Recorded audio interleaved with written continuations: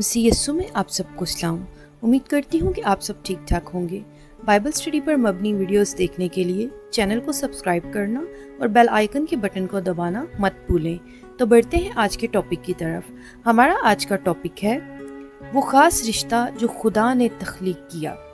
अगर हम पैदाइश की किताब में क्रिएशन के टॉपिक पर गौर करते हैं तो हमें एक ख़ास बात देखने को मिलती है। खुदा ने सब जानदारों को जोड़ा जोड़ा पैदा किया, इसी तरह उसने इंसान को भी एक जोड़ा ही पैदा किया। अब इस जोड़े का आपस में क्या रिश्ता था? खुदा ने इन्हें शोहर और बीवी बनाया। देखिए कैसी खूबसूरत बात है। शोहर और बीवी का रिश्ता ही वो वाहिद रिश्ता है जो खुदा के हाथों से हलक हुआ। बाकी सब रिश्तों ने उसके बाद जन्म लिया, लेकिन हम इंसान इस रिश्ते की अहमियत को नहीं समझते। शोहर और बीवी एक दूसरे की कदर नहीं करते। उसके साथ ही आजकल के मुआशरे में फैमिलीज भी इस रिश्ते की अहमियत को नहीं समझती।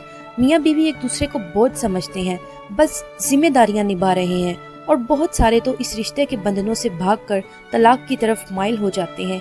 ये कैसी दुख की बात है कि हम सब रिश्तों की कदर और अहमियत को समझते हैं, मगर जो रिश्ता खुदा ने तख्लीक किया उसे जानने की कोशिश तक नहीं करते। आज लोग इस खूबसूरत रिश्ते को छोड़कर नाजायज तल्लुकात जैसे गुनाह में मुब्तला हो गए हैं। तो अब खुद सोचें, हमारी नस्लें खुदा तर्स कैसे पैदा होंगी? किस तरह हमारे घराने तरक्की करेंगे? किस तरह बरकत नाजिल होंगी जब हमने सबसे पाक रिश्ते को ही नापाक कर दिया है? हमें कलाम पर गौर करने और अपने अज़दवाजी रिश्ते की अहमियत को समझने की ज़रूरत है ताकि हम खुदा की बरकत को हासिल कर सकें। शुक्रिया।